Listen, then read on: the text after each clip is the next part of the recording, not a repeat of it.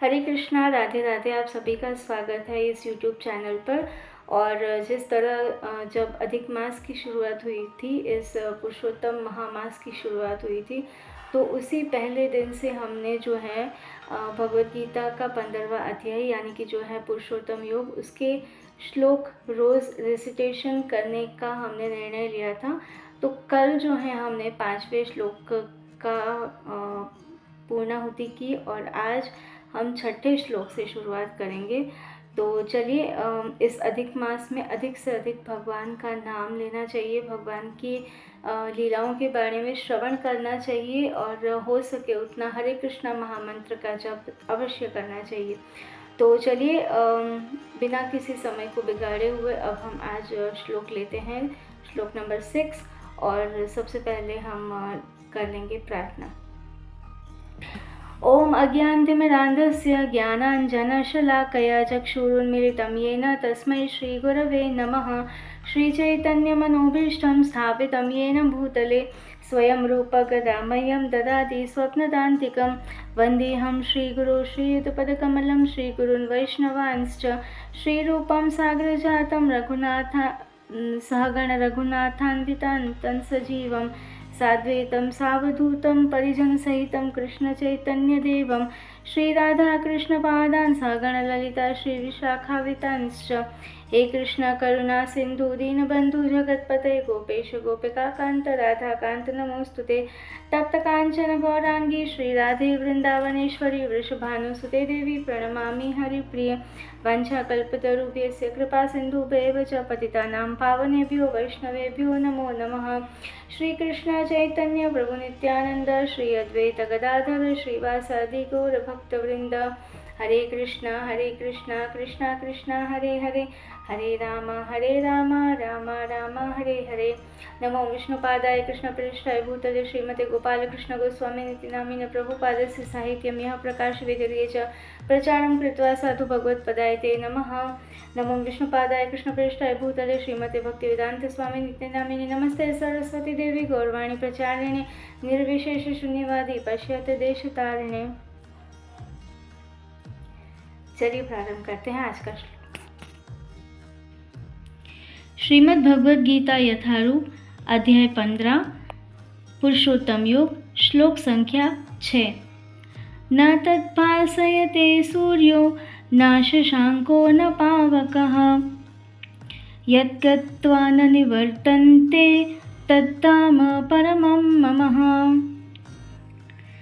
न नहीं, तत् वह, भासयते प्रकाशित करता है, सूर्य न तो, शशांक चंद्रमा न तो, पावक अग्नि बिजली, यत जहाँ, गत्वा जाकर, न कभी नहीं, निवर्तन्ते वापस आते हैं, तद्धाम वह धाम, परमं परम, मम मेरा, वह मेरा परम धाम न तो सूर्य या चंद्र के द्वारा प्रकाशित होता है और न अग्नि या बिजली से।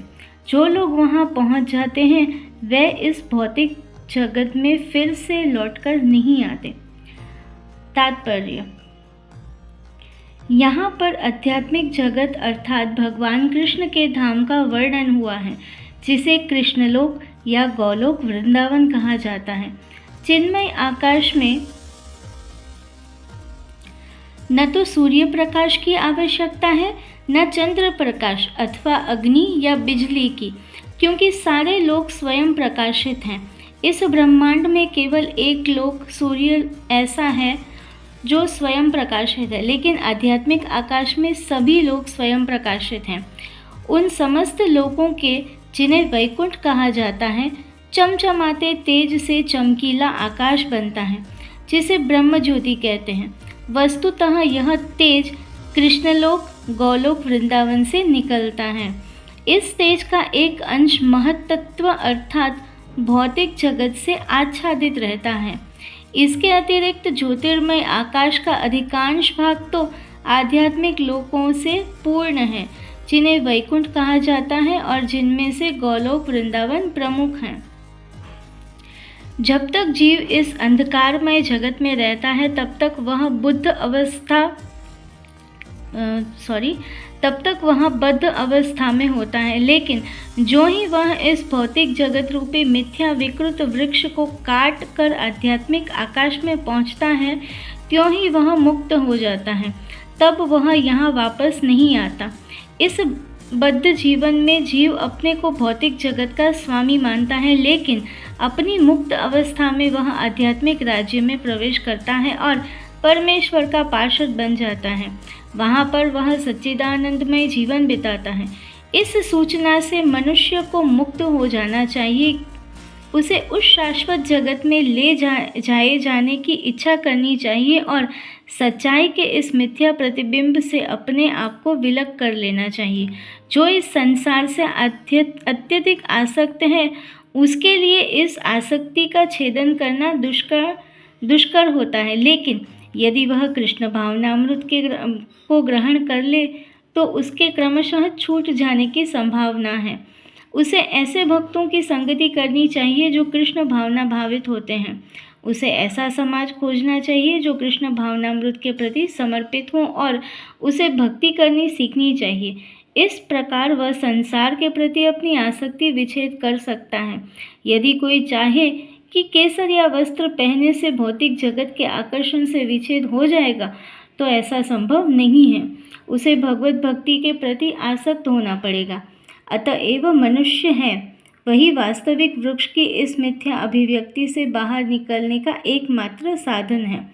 14वें अध्याय में बताया गया है कि भौतिक प्रकृति द्वारा सारी विधियां दूषित हो जाती हैं, केवल भक्ति ही शुद्ध रूप से दिव्य है। यहाँ परमम मम शब्द बहुत महत्वपूर्ण है। वास्तव में जगत का कोना कोना भगवान की संपत्ति है, परंतु दिव्य जगत परम है और 6 ऐश्वर्यों से पूर्ण है।